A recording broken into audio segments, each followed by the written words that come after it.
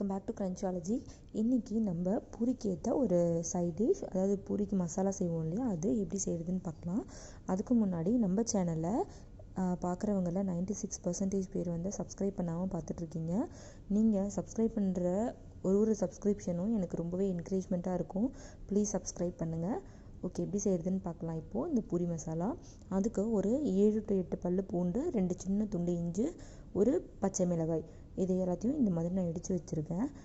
இது நம்ம வேறு எந்த காரத்துக்காக காஞ்ச மிளகாய் பவுடரு எதுவுமே சேர்க்க போகிறதில்ல, இதே தான். அடுத்தது உருளைக்கிழங்கு, இதை நான் எதுவுமே போடல, வெறும் தண்ணி மட்டும் போட்டு வேக வச்சுருக்கேன். ஃபஸ்ட்டு ஒரு வானல் சூடு பண்ணிவிட்டு அதில் 2லேருந்து 3 ஸ்பூன் அளவுக்கு எண்ணெய் ஊற்றிக்கலாம். எண்ணெய் ஊற்றிட்டு இதில் ஃபஸ்ட்டு நம்ம கடலைப்பருப்பு போட போகிறோம். இந்த கடலைப்பருப்பு கொஞ்சம் கிறிஸ்பி ஆகிற அளவுக்கு நம்ம வறுத்துக்க போகிறோம். ஏன்னா அப்போ தான் இது நீங்கள் பூரிக்கிழங்கோடு சாப்பிடும்போது கொஞ்சம் கிறிஸ்பியாக நல்லாயிருக்கும். அடுத்தது நம்ம இதில் கடுகு சேர்த்துக்கலாம். கடுகு ஒரு 1/4 ஸ்பூன் அளவுக்கு சேர்த்துக்கிறேன். கடுகு சேர்த்துட்டு அடுத்தது இதில் நம்ம சீரகம் சேர்க்க போகிறோம். இது எல்லாமே ஃப்ளேவருக்காக தான். இதெல்லாம் சேர்த்திங்கன்னா ஃப்ளேவர் இன்னும் நல்லாயிருக்கும். சீரகம் சேர்த்துட்டு அடுத்து இதில் நம்ம உளுத்தம்பருப்பு கொஞ்சம் சேர்த்துக்கிறோம். இது எல்லாமே வந்து 1/4 ஸ்பூன் அளவுக்கு கணக்கு. கடுகு, சீரகம், உளுத்தம்பருப்பு, இது 3 1/4 ஸ்பூன் சேர்த்துக்கோங்க. கடலைப்பருப்பு 1 ஸ்பூன் சேர்த்துக்கோங்க. உங்களுக்கு கடலைப்பருப்பு வேண்டானாலும் நீங்கள் ஸ்கிப் பண்ணிடலாம், நல்லதாக இருக்கும்.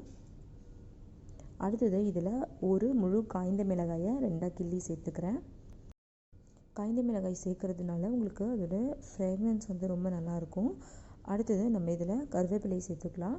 கருவேப்பிலையும் இந்த பூரி மசாலாவோட வாசனையை ரொம்ப அதிகப்படுத்தி கொடுக்கும். அடுத்தது இதில் பொடியாக நறுக்கின வெங்காயம், நான் ஒரு 3 வெங்காயம், பெரிய வெங்காயம் நல்லா ஃபைனாக கட் பண்ணி வச்சுருக்கேன், அதையும் சேர்த்துக்கலாம். மற்ற எல்லா டிஷ்ஷும் பார்த்தீங்க அப்படின்னாக்கா வெங்காயம் நல்லா பொன்னிறமாக ஆகணும், நல்லா வதங்கணும்னு சொல்லுவாங்க. ஆனால் இந்த பூரி மசாலாவுக்கு அப்படி கிடையாது. வெங்காயம் வந்து பாதி அளவு வதங்கினா கூட போதும். அடுத்தது இந்த வெங்காயம் நல்லா சேர்ந்து வதங்கி வர்றதுக்காக உப்பு சேர்த்துக்கலாம்.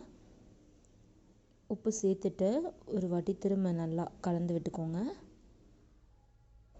வெங்காயம் ரொம்ப கலர் மாறணும்னா இல்லை, பாதி அளவுக்கு வதங்கினா போதும். அடுத்தது நம்ம இதில் இடித்து வச்சுருந்தோம் இல்லையா, அந்த பேஸ்ட்டை சேர்த்துக்கலாம். அதையும் சேர்த்துட்டு அடுத்தது வேக வச்ச உருளைக்கிழங்கு, அதையும் சேர்த்துக்கலாம். இது கூட உருளைக்கிழங்கு இது கூட சேர்த்துட்டு ஒரு வாட்டி எண்ணெயில் நல்லா வந்து வதக்கிடுங்க. இது எண்ணெயில் சேர்ந்து வதங்கும் போது ஃபுல்லாக வந்து உங்களுக்கு குழையாது. ஸோ அங்கங்கே வந்து உங்களுக்கு கொஞ்சம் கொஞ்சமாக உருளைக்கிழங்கு பீசஸ் இருந்துச்சுன்னா சாப்பிடும்போது ரொம்ப நல்லாயிருக்கும். அதுக்காக தான். உங்களுக்கு வேணும்னா நீங்கள் நேராக வந்து ஸ்மாஷ் பண்ணி கூட சேர்த்துக்கலாம். அடுத்தது இதில் மஞ்சத்தூள் சேர்த்துக்கிறோம். உங்கள்கிட்ட மசிக்கிறதுக்கு இந்த மாதிரி கரண்டி இருந்துச்சுன்னா கரண்டி வச்சு மசிச்சு விட்டுக்கோங்க. அப்படி இல்லைன்னா நீங்கள் மத்து யூஸ் பண்ணி கூட மசிச்சுக்கலாம். இதை பண்ணும்போது அடுப்பை வந்து ஸ்லோவில் வச்சுக்கோங்க, அப்படி இல்லைன்னா அடி பிடிச்சிரும் ரொம்ப. இதில் நம்ம அடுத்தது ஒரு 150 ml அளவுக்கு தண்ணி சேர்த்துக்க போகிறோம். உங்களுக்கு சப்போஸ் தண்ணி அளவு வந்து சரியாக தெரியல அப்படின்னா இந்த உருளைக்கிழங்குலாம் வந்து முழுகிற அளவுக்கு தண்ணி சேர்த்துக்கோங்க. இது எல்லாம் ஒன்றா சேர்ந்து குழஞ்சி வெந்து வரும்போது உங்களுக்கு வந்து நல்லா அந்த கடையில் வாங்குகிற பூரிக்கிழங்கோட அந்த கன்சிஸ்டன்சியே வந்துடும்.